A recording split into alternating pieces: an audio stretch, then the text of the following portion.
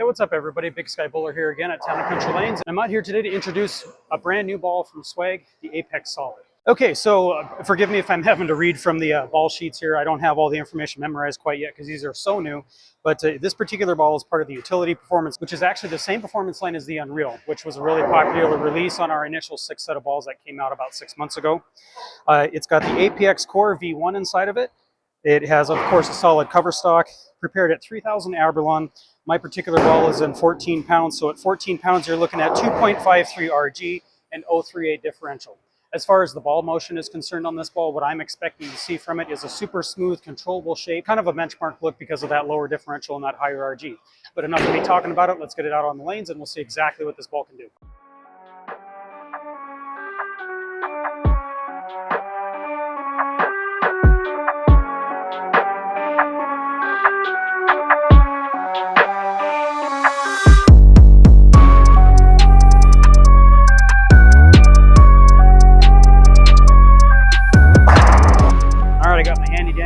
Dragon Chamois from Swag. I really love this thing. Good quality rubber on the outside for good grip. Good quality leather on the inside for getting that oil off your ball. Now, as far as what we're bowling on, I believe it's just a standard house shot out here. I haven't been here in a few days, so I don't exactly know for sure. We're going to find out.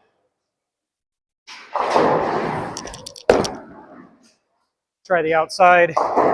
See if there's any friction, which there's not. Now, usually Town & Country's house shot actually has quite a bit of friction just to the right of the 5 board, so the fact that it didn't come off it like that indicates that this is something different. Now, the owner out here has been putting out sport shots for the most part throughout the summer, which has been great for practice.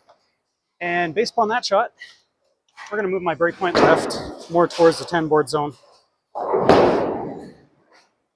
See if it comes off it.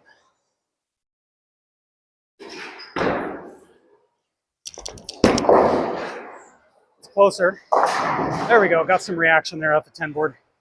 Okay, so what we're bowling on today wants us to move further left and really get it down to that 10 board zone, so we're going to keep moving.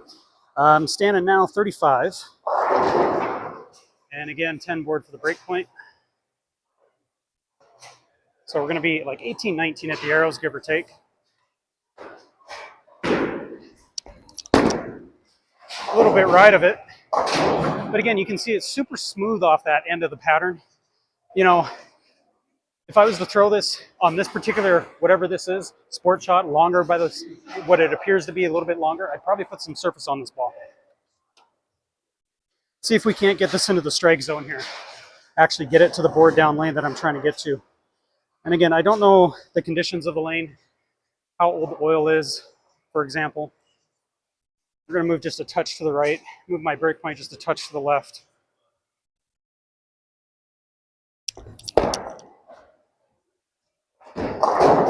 Yeah, again, super, super smooth. So, you know, instead of moving more left, I'm going to move actually to the right. I'm going to jump way to the right and try and fire it, you know, up into that track area and see if we can't get that ball to pick up and head to the pocket. You know, based upon what we're bowling on right now, this ball at its box surface preparation just doesn't have what it takes to get through that oil. So I'm going to move all the way to the right. We're going to go to about 20. My eyes down lane are looking 6, 7. And right over second arrow should be close, hopefully. Pretty good. Oh, there we go. There we go. So as you can see, once you get closer to the friction with this particular ball, it really likes it. It comes off it nice and controllable. It wasn't real bouncy at the break point. It had just enough lane read to get through the pins perfect and get that 10 out. See if we can do that again. And if you're wondering, yes, this teal color on the ball shows pretty much everything, but that's okay. That's why we have ball cleaners and surfacing pads. I'm going to try and throw that same shot here.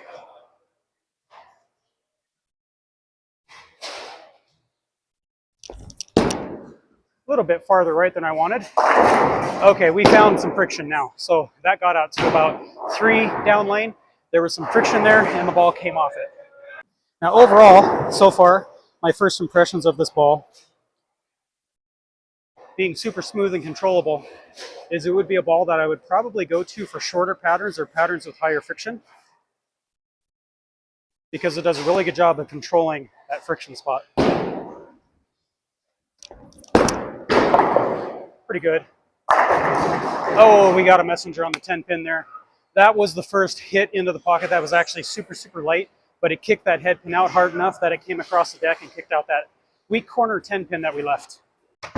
So like I said before, you know, bowling on shots that have more friction, which most house shots, yeah, they have a decent bit of volume in the middle, but that break point gets super cliffy, especially on fresh. So this would be definitely like first ball out of my bag on a fresh league shot to really get that track area broken down so I could move left and then use it.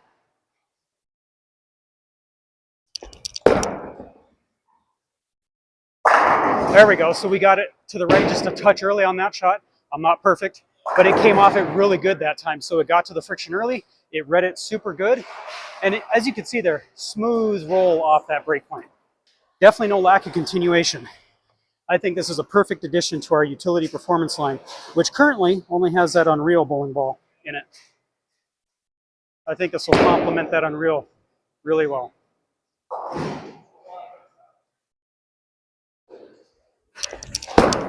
That's a little left. Oh, hey, there we go. See, now we found the prime spot for this particular ball on this particular shot. You have to remember that. So I do believe this is a sport pattern. The inside plays super, super slippery. The outside has just a bit of hook to it, but not too much. So in this particular environment, I'd probably put a bit of surface on this ball, move my break point left to more of that 10 board area, get that ball to slow down on the mid lane a little bit earlier. Because with the surface on this ball out of box, it is just a touch smooth, but again, it'll work good for house shots. But on sports shot, I'm definitely adding some surface. Let's go ahead and add a couple boards left off that shot. So I'm standing 22. Same break point down lane, looking second arrow.